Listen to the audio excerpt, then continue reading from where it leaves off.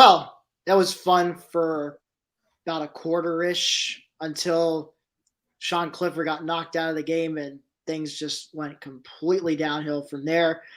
Once again, Tim Aiden, writer of Black Sheep Diaries, joined by my trusty sidekick, Marty Leap. Marty, say hello if you can muster a hello at this point. Yeah, we're here. That was frustrating for a lot of reasons, but we're here. We're here to talk about it. We're here to talk everybody through it. We're alive. I'm newly certified in CPRs this morning, so I mean I'm not sure if I know how to give them remotely, Marty, but not that you really need it at this point. I think we've all kind of come down nerves wise, just in the acceptance phase at this point of this loss. Yeah, I think so. But yeah, it's good to know if anybody does need it remotely in the comment section or whatever, just let us know and Tim will jump in there and bail you out. Yeah, just give you remote chest compressions for the. So, but yeah, it's one. It's like I said, maybe I can't call it tale of two halves necessarily because Cliff got knocked out sooner than that, but maybe really a tale of two different games. I mean, it was a different game when Sean Clifford was in there and he was hitting his receivers in stride, and completely different once Taquan Roberson had to come in for Cliff, and they false started themselves to death because he and the offensive line don't have their snap cadence together. And not to mention, of course, his vision, as far as finding the open receiver was nothing like Sean Clifford's. So hence why we keep thinking that this offense would have certainly put up more than 20 points, had Cliff stayed healthy. And it would have been enough to overcome any kind of offensive awakening that Iowa may have had. Which, I mean, frankly, I guess to the defense's credit, they held them off for a good portion of the game. But, at some point, if you keep going 3 and out, you keep false starting yourself to the point where you're punting from your own end zone constantly, this Iowa team is going to feast on that and take full advantage. And that's pretty much what they did. Finally, after struggling most of the day throwing the ball, Spencer Petras had a nice little misdirection pass for the go-ahead touchdown.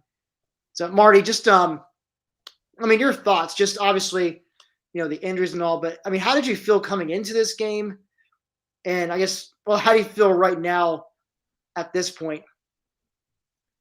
Yeah, I mean, coming into the game, I picked Penn State to win. I believe I said 23-17, 23-16, or something like that. It was a 6 or 7 point victory I predicted. And I thought this had the potential to be a game where Penn State blew Iowa out.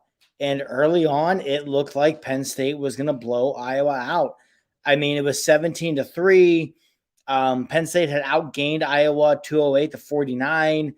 Penn State had scored on 3 of their 5 possessions. The 2 possessions they didn't were interceptions. But those interceptions, one was a pass where Clifford's getting hit in the end zone as he throws. If he's not making that throw out of his own end zone, he probably just takes a sack and eats it, but he was trying to avoid the safety. And the other interception was one where Jahan Dotson did not play defensive back at all. And if Dotson goes up and gets his hand in there, it's probably an incomplete pass, and Penn State was driving on that possession. So Iowa's defense really didn't stop Penn State at all with Sean Clifford in a quarterback. Penn State stopped themselves twice. And even on Clifford's last possession where they had to settle for the field goal, if the offensive line gave Clifford a half second more in pass protection, he had Brenton Strange wide open for a first down and then some. So Penn State's probably looking at worst case scenario, 1st and goal there, maybe get a 21-3 lead, at which point Clifford potentially actually into the game with injury may not have even mattered. Or if they give Clifford that extra half second, he might not take the hit and get hurt. And I think that's where it's frustrating. I mean, I know you agree with me as Penn State fans. We've been through a lot of frustrating losses all time, especially in recent years. Maybe the top of that list was a 2008 trip to Kinnick Stadium. But this was a game Penn State had no business losing. It was very clear from early on they were the far superior team to Iowa. They were dominating this game. And then Sean Clifford got hurt, and that changed everything. And, I mean, to Iowa's credit, their defense just swarmed Taquan Roberson. To the credit of Iowa's offense, they made just enough plays. But, I mean, man, you really got to I feel like if you're going to place blame for this loss, I don't necessarily blame the coaching staff for in-game decisions, but I think you got to throw some blame at the feet of the coaching staff for a combination of not recruiting the quarterback position better, not developing Taquan Roberson better, which again might not be completely on anybody. He just might be who he is as a quarterback. But looking back on it, and I guess it doesn't come as a surprise, especially because they were in the portal looking for a quarterback helping the offseason. Them not getting Will Levis to stick around, this was the first time we felt that. Because I don't know if Will Levis in there makes a difference in the passing game. It definitely makes a difference in the running game because of Levis's ability to lower that shoulder and go get 4 or 5 yards at a clip. I feel very confident. And again, this is probably a ridiculous statement to even say for a lot of reasons.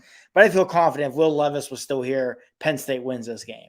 Because I think if they would have even had competent quarterback play after Clifford exits with how tremendous the defense played, which we will get into, this was just an incredible effort from the defense with how great they played with even average quarterback play. Penn State 6-0 right now. Right. I was gonna get on to mention where the lack of quarterback recruiting, from where a lot of the staff messed up, quarterback recruiting and how they handled the QB situation. Obviously, I guess Will Levis, I'm not sure what they could have done to convince him to stay, especially once Mike Yursich came in, and I think Levis realized maybe he wasn't a fit for that system. Obviously being more of a runner, running being more of his forte. Now, I do agree. If we did have Levis, I think we do hang on. Penn State does hang on to win that game. I think he's obviously way he can lower the shoulder, but I think he would have at least had a little more competency in the pass game, at least compared to Taquan. And I don't want to turn this whole thing into a complete crap on Taquan. It's not fair to the kid. He got thrown into the fire. So that's I'm not going to bash him too much on here, but it would definitely help to have Levis there. I think we up 2 touchdowns. If you have Levis subbing for Cliff, I think it's enough for them to hang on and win the game. But also, I think this is where the lack of a running game also came back to bite Penn State. If they at least were able to, like you saw Iowa, of course, not like they lit it up on the ground, but they did. Tyler Goodson gutted out a good 88 yards. He had to carry it 25 times to get there, but Penn State didn't come anywhere close to that. I mean, Kevon Lee was the best thing. It was 10 carries for 30 yards, and then Noah Kane 8 carries for 15 yards. He did have a touchdown to his credit, and then Devin Ford 1 carry for a yard. But the rest of the running was done on the quarterback's legs. Cliff, a couple nice runs early on, and then Roberson, to his credit, ripped off a couple good runs, which Iowa clearly wasn't prepared for. But they adjusted, and without his ability to throw and without any of the running backs' ability to get anything going, it was kind of like this is like watching a slow, agonizing death. You knew. I spent the whole second half just waiting for that other shoe to drop, and sure enough, that's what it happened come fourth quarter. I mean, but yeah, it's frustrating in that sense. But like I mentioned before we started this show, like I'm actually surprisingly calm and cool about it, because I know if Cliff is healthy, we're celebrating being 6-0 and 1-0 this week. Yeah, and that's the thing. Ultimately, everything Penn State wants to accomplish this season is still in front of them. Had you told me comment or allude to that, he's reset it. Right here, Mr. William Bishop.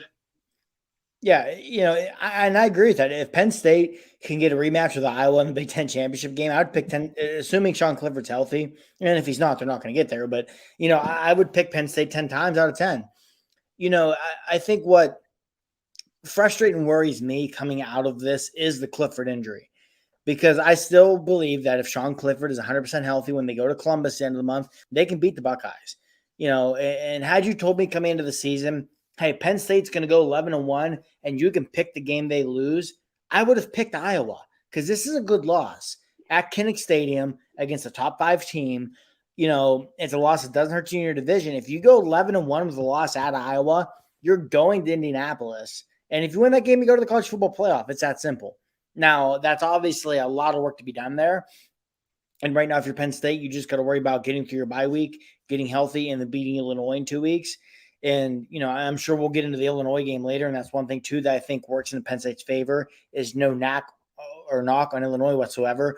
Penn State essentially has 2 straight bye weeks leading up to Ohio State here to get healthy. But, yeah, I still think that if Penn State can get healthy, they're still capable of beating Ohio State. They're still capable of going to the Big Ten championship game. Losing a West game doesn't hurt. It's very similar to that Minnesota game in 2019. As frustrating of a loss as that was, because that was another game Penn State probably should have won. That one is a little bit different. It was turnovers by Clifford that put them in that position. And then that and just piss poor secondary play. Yeah, bad secondary play. That late pick call on Daniel Georgia probably shouldn't have been flagged. There was a lot of things in that game.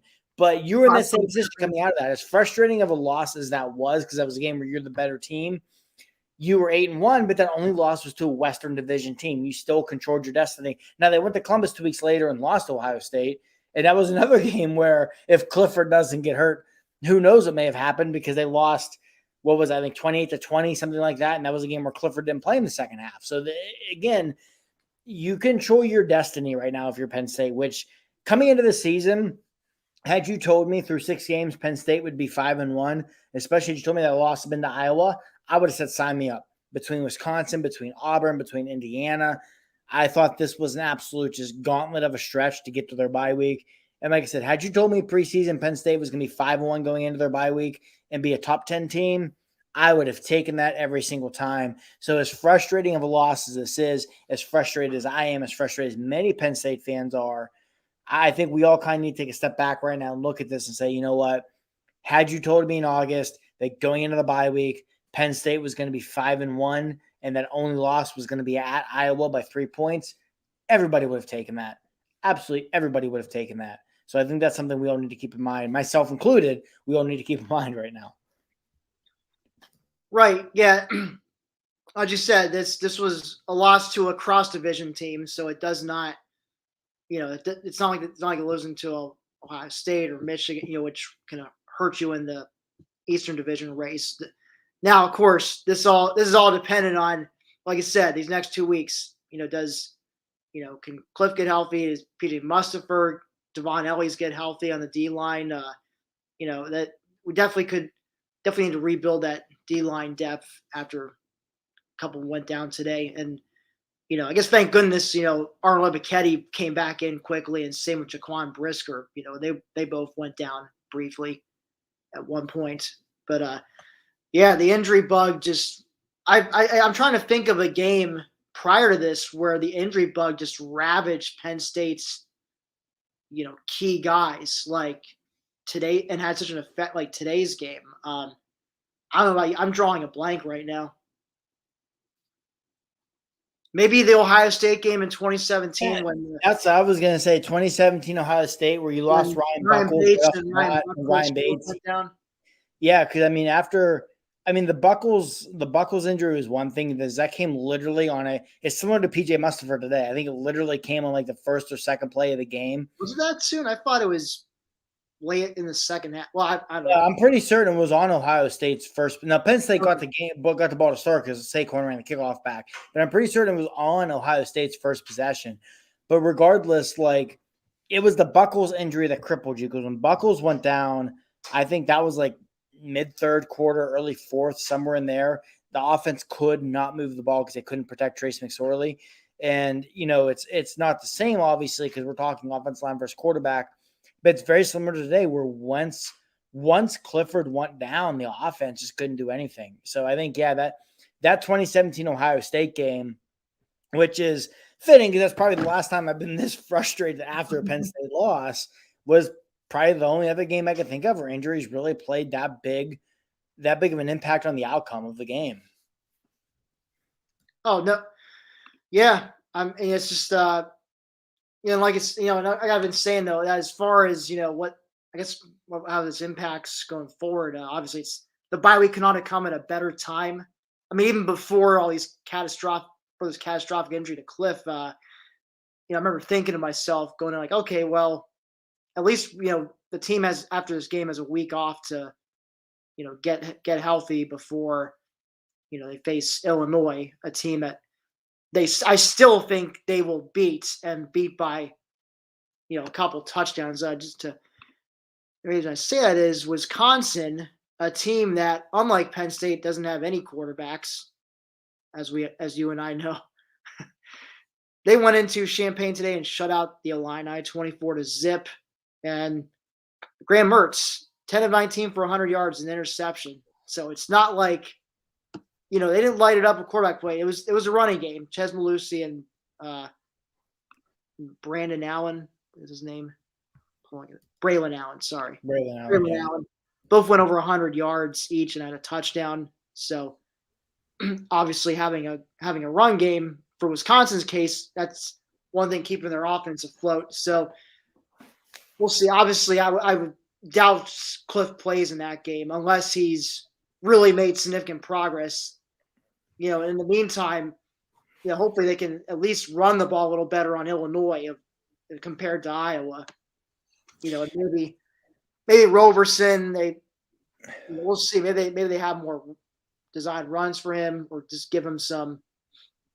Just give him some pass, give him easy pass plays that can build his confidence. But I think you mentioned in the Slack channel about Christian Veilleux and how much worse could he possibly have been. Now, of course, you and I aren't at the practices, so I'm sure the coaches see what these guys are doing each and every week. And I'm not sure Veilleux would have done significantly better at this point. But it will be interesting now. Cliff is out. He's going to be getting second team reps. Maybe he'll even be splitting first team reps with Taekwon this next week or two, at least until Cliff gets back to healthy. And hopefully, there was a rumor. I mean, it's unsubstantiated. There was some rumor about going around the press box about broken ribs, but nothing's been confirmed at this point. So hopefully it's not that bad. But we'll see. Broken ribs, I don't know, I guess is obviously anecdotal, but my dad, when he was a little younger, he played a lot of racquetball, and he told me when he one time he ran into a person he was playing against, and he ended up cracked a rib, and I think it lingered on for about close to a month. But he remembers it hurt to breathe, hurt when he laughed. I can't imagine how much pain Cliff must have been in if that was the case.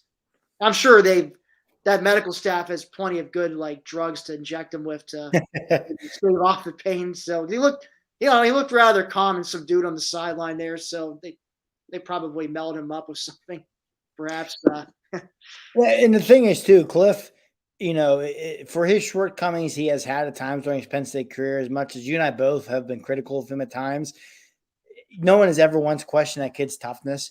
I have no doubt if he was not playing, especially in a game like this, a top 4 matchup, that he physically was not capable of playing. I think Sean Clifford's very much one of those guys where you've got to cut his leg off to keep him off the field, essentially. So I have zero doubts that whatever it was that happened, either he was in that much pain or the medical staff viewed it as being that dangerous to his long-term health for him to play, for him to be out there. Because, again, like I said, you and I have been critical of Cliff in the past, but there's no denying he's a tough son of a bitch. He's a kid who's going to go out there and he's going to give you 110% every rep, even if he's not 100% physically, because that's just the kind of player he is. But yeah, looking ahead to Illinois, I very much think that's going to be a kind of game. I would expect we don't see Sean Clifford. We probably don't see PJ Mustipher. John Lovett apparently was banged up today. Going to guess we don't see him. As long as you win that game, it could be freaking 3-0. You just win that damn game, you're going to take it right now. Because you have, when you're Penn State, when you're any team in the Big Ten East, but especially Penn State, because in the past, half decade or so, you have separated yourself, I feel, from the rest of the division as the second best program in the division behind the Buckeyes. Ohio State's your Super Bowl. you know, going back to 2016, every year since 2016, whoever has won between Penn State and Ohio State has gone on to win the Big Ten. It's the biggest regular season game of the year in the Big Ten every season. So you want to be as healthy as possible when you go to Columbus on Halloween weekend. So you could beat Illinois freaking 3. You could beat them 2-0 on a safety, and you're going to be happy. You just want to get guys healthy. And, with defensive tackle, before we get too much further, I do want to mention one guy that I thought played a tremendous game this afternoon was Kaziah Izzard, redshirt freshman defensive tackle. He's been playing more and more in recent weeks. Today had to play a ton because of Mustafa essentially missing the entire game. And I thought Izzard played a tremendous game. He comes from a great high school program at DeMatha Catholic in Maryland.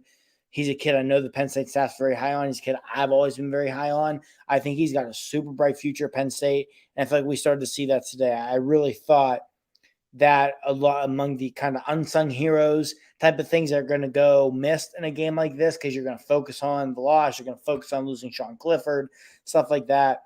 I feel like Izzard played a tremendous game. I think he's a kid who, had Penn State hung on and won, Izzard's a kid whose praises would really be getting sung afterwards. So I want to make sure he does not go unmentioned because I thought Kaziah Izzard just played an absolute tremendous game of defensive tackle for the Nittany Lions. Yeah, I mean, it was good to see. Yeah, when obviously with Mustafa and Ellie's going down, and it's good to at least see.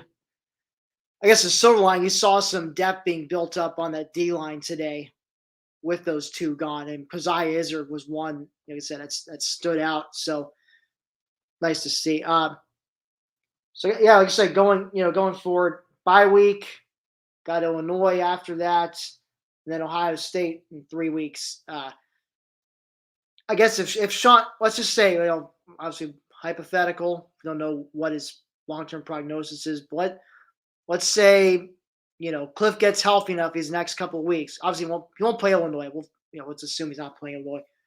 Let's say he's cleared to play for Ohio State. How confident are you at that point about going into Columbus and possibly coming out with a win? I mean, if Clifford's healthy going into Columbus, I still think Penn State can beat them. Just Penn State's defense, man. People talk about Iowa's defense all day long, and I laugh because when Penn State went up 17-3, anyone who's ever watched a Penn State game with me, I know some of my friends and people who are friends of mine who read Black Shoe Diaries regularly. Shout out to you, Adam Seitz. I know you're watching this. Who've ever watched a game with me? No, I will talk to myself nonstop watching a Penn State game. And when Penn State went up 17-3 today, I may have said Iowa best defense in the country, threw in a couple of curse words to reiterate that they are not the best defense in the country and that the best defense in the country may reside in Happy Valley. And my 4-year-old son then corrected me for said curse words and said, "Dad, you can't say that." And I said, "Okay, you're right. I'll give you that." But I really do think Penn State's defense is a top 2 or 3 defense nationally. They're probably not as good as Georgia. Georgia's defense looks like a freaking NFL defense. But, Georgia aside, I think you can make an argument that Nittany Lions have the best defense in the country. That defense is going to keep them in every game. We saw that today. Today, their defense almost went on the road against the number 3 team in the country and damn near won them that freaking game. That defense is going to give them a chance in Columbus if the offense is healthy, especially when you look at what Ohio State struggles with defensively. Their linebacker play is very suspect, and Penn State loves to run crossing routes with Parker Washington. They love to get their tight ends in the seam. That's something they could exploit. I think Ohio State's secondary has a lot of questions. I don't think they could cover Jahan Dotson or Keandre Lambert-Smith over a 60-minute period. So if Clifford's healthy, I still think this team can go into Columbus and beat Ohio State. I really do. Largely because I think the things Penn State does well on offense are the things Ohio State's defense struggles to defend. But it all depends on Cliff's health. If we go to Columbus on October 30th and Clifford isn't healthy, I think Penn State could get their freaking doors blown off because I don't think the offense can sustain drives. And as good as this defense is, it'll get worn out. Or, as we saw tonight, they make one blown coverage play, and it's the difference in the game. So I still think, like I said, as long as Clifford is healthy, I still firmly believe this team is capable of going to Columbus, beating Ohio State, and get into the Big Ten championship. And even if they still lose that game, as long as you get Cliff back, you got to think this is still a 10-win team. And after everything that happened last year, combined with the recruiting class that's coming in, there's not a Penn State fan in the world who would have told you preseason they wouldn't take 10-2 and most likely near a sixth berth. So I know I mentioned this earlier, but I do think this is the kind of loss where a lot of people got to kind of put it in perspective. Hey, what were your expectations coming into the season? And had I told you preseason this where the team was going to be, everybody would have taken it. Everybody would have taken it. So I think that's. I would have gladly taken 5-1. Yeah, I thought coming into the season, I thought they'd be 4-2 at this point. Yep, that's what I thought best case scenario was 4-2. 3-3 was something I wouldn't have. 2-4 wouldn't have shocked me because I thought Indiana would be better than they were, and I thought Penn State wouldn't be quite as good as they are. So I just think that's something people got to keep in mind. And I really do think that ultimately this is still a top 10 team in the country. They still have a tremendous defense. And this offense, as long as Sean Clifford is healthy, is going to be a handful, largely because I thought Mike Yurcich was calling just an amazing game before Clifford got hurt too. His play calling, that sixth sense for game flow, for in-game adjustments, he was carving Iowa up. And I'm sure Yurcich was kicking himself once Clifford went out. And one thing I will say about Yurcich and I don't mean to rant here, but at the time I didn't like the call, but looking back on it, I kind of understand I like it now. I think it was the second possession Roberson was in, first or second, where Penn State took a deep shot out of their own end zone and got picked off. And it's like, you know what? At the time I complained about it, but that was Yurcich still trying to run his offense. And he was trying to give Roberson the opportunity to prove to him if he could run his offense or not. So I give Yurcich credit for still believing in his offense, even the backup quarterback. And after that interception, they really went to a shell. But it's got to be a frustrating game for Mike Yurcich too, where he was just carving up this supposed best defense in the country until his quarterback got hurt. Yeah. And it leads me to wonder how, obviously, assuming Cliff is I can play against Illinois. I was, they're gonna maybe put some tweaks in. Yours is put some tweaks in his offense to make it more, I guess, Roberson friendly, to put it kindly. So, at least when it comes time to play Illinois, you can at least string together some good-looking drives and finish with some points. Not look like the complete mess that it was against Iowa. Now, I guess I'll go out on a limb and say they won't false start themselves to death like they did, being with a friendly crowd at Beaver Stadium. But, definitely I think the first thing they need to work on is, how they snap the ball without anyone false starting.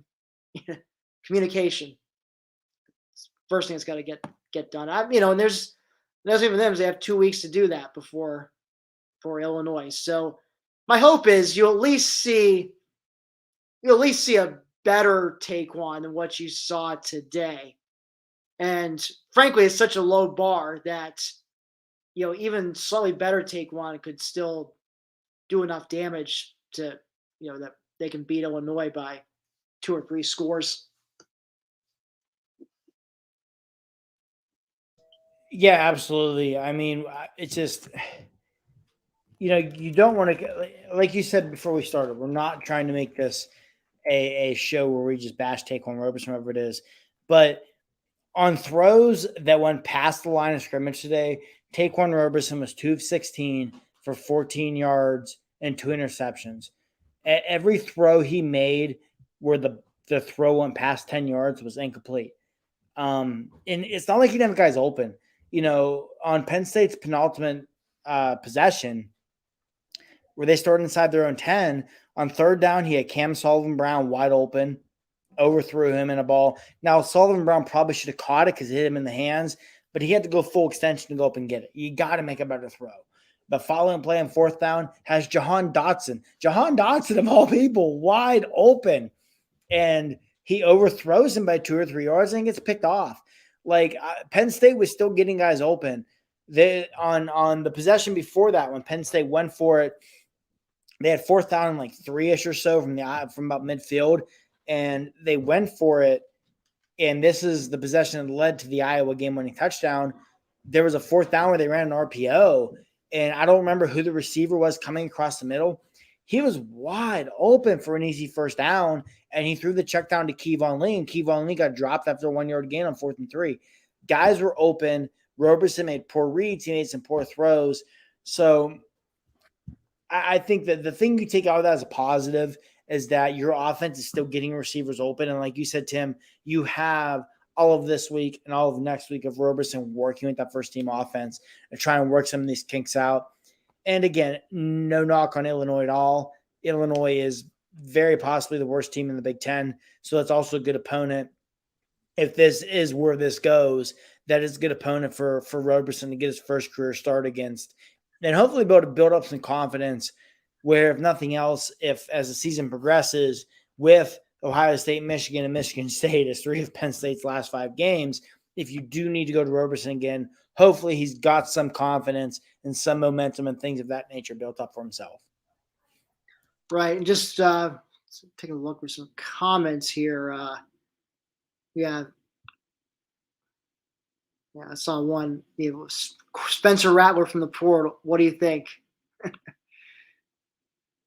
I mean, I wouldn't say no. I wouldn't guarantee it wouldn't be worse than what we had coming out no. backing up Cliff today. So I would have rather been running out Spencer Rattler there if Cliff were absolutely hurt. I mean, now that said, I can't envision Spencer Rattler coming to Penn State because I'm sure the staff's not going to guarantee him a starting job. I mean, for those who are listening, may not know who we're talking about when we say Drew Allar. Drew Allar is going to be an early enrollee, get to campus in January. He is currently a top 50 quarterback recruit in the country, most likely going to end up a 5-star, top 20-ish type guy. So you're looking at one of those quarterbacks who makes an immediate impact, which could hurt them in the transfer portal. But yeah, like you said, I would have much rather had Spencer Rattler coming off the bench today than Taquan Roberson. Right. Let's see. Got good comments here.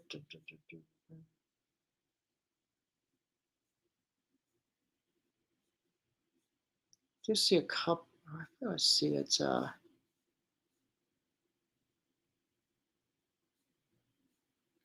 So this is like not directly related to what I was going to say about Iowa's fans, but I was going to say I found it most annoying when they were booing every single time a Penn State defensive player went down of an injury, and this is like when Mustafer, when Brisker and AK Von Ellies went down at times. Every time they're booing, and as if they were running some fast-paced offense and our best players were faking injuries to try to slow it down. I mean, it was just the dumbest thing ever.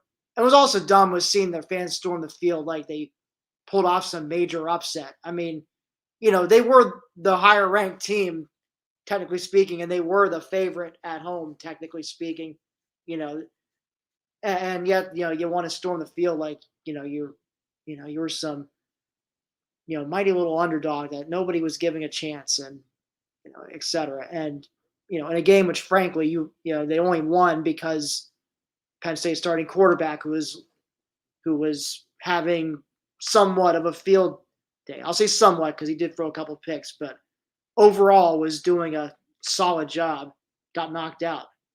Like you said, I repeat this ad nauseum, but Philadelphia Cliff, this is about probably a 10 to 14 point Penn State win, at least.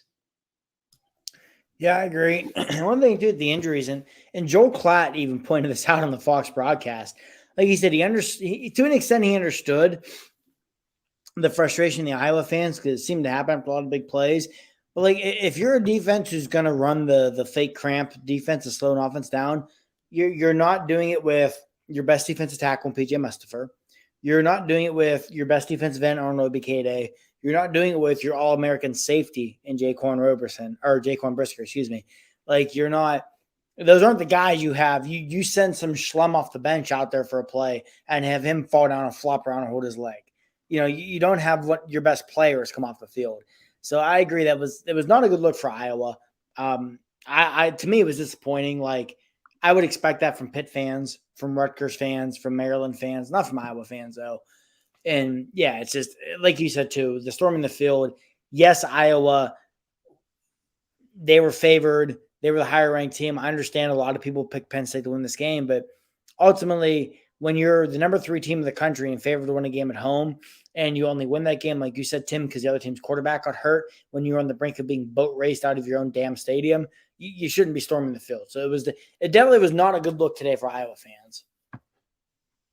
No, not at all.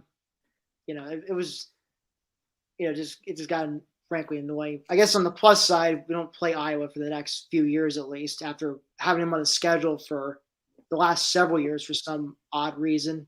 Yeah, because the Big Ten hates us. That's why. I'm convinced.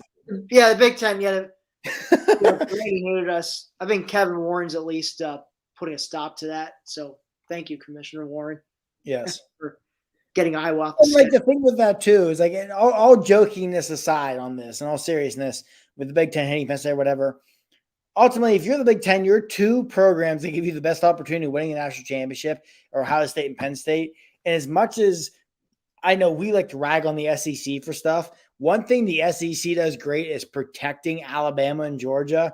You would think the Big Ten would do more to protect Ohio State and Penn State, because even Ohio State, we've seen them get sent to go play Kinnick Stadium at night, go play at Purdue at night. Like we've seen them put Friday night games. Like you don't do that to your top teams because you want your conference to be in the playoff. And that is one thing I'm hopeful under Kevin Warren is that we will see the Big Ten protect their top programs the way the SEC does, as opposed to, taking the Pac-12 approach of, hey, you know what? Your best chance of getting a playoff, go play somewhere on a Friday night. Oh, go to the toughest stadium in the conference every single season. Like it's frustrating, and I'm just hoping that is something that will change under Warren. Yeah, not a fan of the Friday. I mean, I still remember, what was it? A few years ago at Illinois, it was a Friday night game and it was 9:00 Eastern time. Yep. On they a work, kind of like him hauled around. a lot of people, most people are, it's still a work day. They're tired. On the East Coast, we're talking. I mean, they probably had to either take a nap or,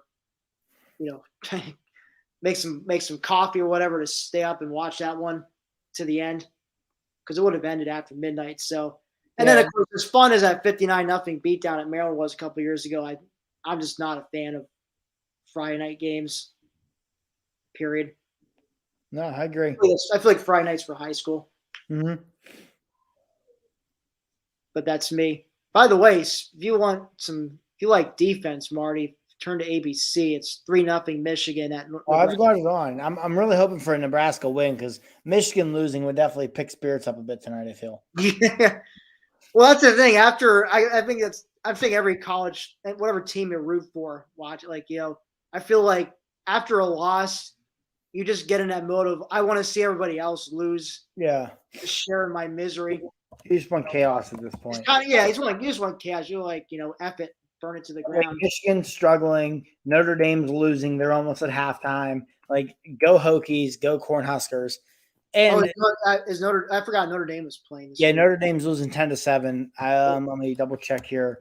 I think there's like 2 minutes till halftime in that game. Yeah, or 5 minutes till halftime. Virginia Tech's winning 10-7. Okay. But seriously, all joking aside, Michigan and Notre Dame losses also help Penn State, because that'll help kind of cushion the blow of how far Penn State's going to fall in the standings here. Well, and you got Texas A&M currently up 10-7 on Bama. Of course, it's early. Yeah, the Alabama death machine, I'm sure, will kick in at some point. But I'm sure, yeah. Bill O'Brien calling the shots and whatnot. So, anyway, this weekend still in the top 10 after this game, you'll be. And one thing, too, I think will help them is, if you are a voter and you did actually legitimately watch this game, or even you look at the box score, you can see the drop off once Sean Clifford left. You shouldn't penalize a team for going on the road against a top 5 team and nearly winning with your backup quarterback. Like that's a team that should not be penalized with where they wind up at in the AP rankings. Right. I mean, Penn State's still going to stay in the top 10. I mean, a close loss to a fellow top 5 team on the road, you're not going to drop very far. And like I said, especially, the voters who watched the game, or even if you look at the recap, like, that will mention Sean Clifford going out in the second quarter, and they'll see the drop off. So, I mean, I'm not gonna. Obviously, I got much bigger concerns right now than where Penn State's gonna be ranked tomorrow. Namely, Sean Clifford. Yeah. Long-term prognosis. We don't. I don't think I have Twitter open. I haven't seen any. I haven't seen any kind of updates or anything. Maybe I'll have to, check some other message board stuff. But it's really coming down. Really, the main thing on my mind right now is Cliff, just what his status is. I feel like whatever that is, that's kind of gonna. It's hard for me to really say what my outlook is for the rest of the season without knowing what Cliff's prognosis is. So it's up in the air at this point. Aside from me feeling confident they'll beat Illinois, I just don't know about the rest of the games until we get some confirmation about some key injuries. But this is the perfect week coming up. No game, just rest up. Then you got the worst team in the Big Ten coming to Happy Valley for homecoming on the 23rd, and then the much anticipated trip to Columbus on October 30th, Halloween Eve. So, as of course, with Penn State being on a bye week this coming week, our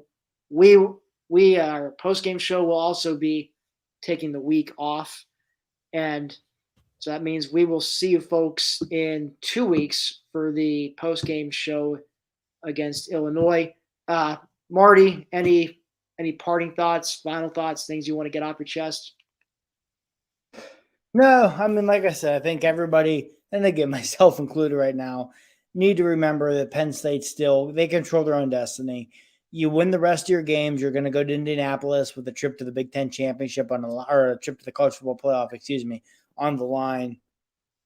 So, yeah, I mean, like I said, coming into the season, had you told me Penn State be 5-1 going into their bye week, especially the only loss being at Iowa by 3 points, I would have taken that over and over again. I still think when fully healthy, this is a very, very good football team. Got to get healthy. And one other thing I will mention too, real quick, is Sean Clifford. I thought before he left this game, we really were continuing to see the evolution of Sean Clifford. The old Sean Clifford throwing the interception on his first pass of the night, throwing the interception on the third possession would have crumbled. This Sean Clifford did not. He came back swinging, throwing bullets, hitting receivers, using his feet to keep plays alive. I think that's part of what's frustrating too, is we were continuing to see the evolution of Sean Clifford tonight. And also a well-deserved shout out to Curtis Jacobs, linebacker, former 5-star recruiter. I thought really had his coming out party tonight. I'm currently working on my takeaways article for Black Sheep Diary. So, cheap plug. Make sure you check that out here shortly when I get it published. But I thought one of my takeaways, tonight was kind of Jacobs' coming out party. He was in the backfield. He was all over the place. Tackles for a loss, leading over the Penn State defense, and tip of the cap to Brent Pry and his group. Because once Clifford went out and you saw what this offense was, I'm sure Pry and his staff and his players knew we got to put this team on our back. We've got to carry them to victory. And man, they were one busted coverage away from putting the team on their back and carrying them to victory tonight in Iowa City. I think that was just a well-run misdirection play. That's designed to get behind the coverage. So it was perfectly executed by Iowa. Even the best secondaries can get fooled by that. Yep, it was perfectly executed by Iowa. I can't blame the D. I mean, I can't get mad at the D. The D did everything they possibly could, and I mean, the defense they had to have been gassed in the fourth quarter. And we've seen them hang on despite being obviously Wisconsin being one, but like I said, and I know if I'm going to end the show, but I did see a comment I had to address. Showtime 53. I can't agree with that comment. I mean, I don't know what you expected Yurcich to do without his best quarterback. I mean, he was literally trying to MacGyver something out of Roberson. I mean, the fact they even managed to score some points, frankly, with him quarterbacking at any point was kind of miraculous. Now, if you want to blame, Franklin's staff for not handling the quarterback recruiting well, or mismanaging or mismanaging the quarterback roster, then that's a different discussion, and I would be inclined to agree. But I mean, I can't really blame the coaches for a catastrophic injury like Cliff's derailing things tonight. I mean, that was just a really unfortunate event. But I think we've kind of beaten that dead horse enough, and I think now we're going to call it. So thanks for joining us, everybody. We will see you in 2 weeks. Marty, you got your takeaways coming up in Black Shirt Diaries tonight. You're working on them right now. My position grades up tomorrow sometime. So BlackShireDiaries.com, your SB Nation source, SB Nation's Penn State blog. We're not just covering not just football. If you're a basketball fan, hockey just started their season. Wrestling coverage especially is tremendous. We got tremendous wrestling writers. So, stick with us year round, even after football season's over, BlackShireDiaries.com. And you've been watching the Penn State postgame show here on the Voice of College Football, Mark Rogers TV. We will see you after Illinois. Marty, have a good one. You too, buddy.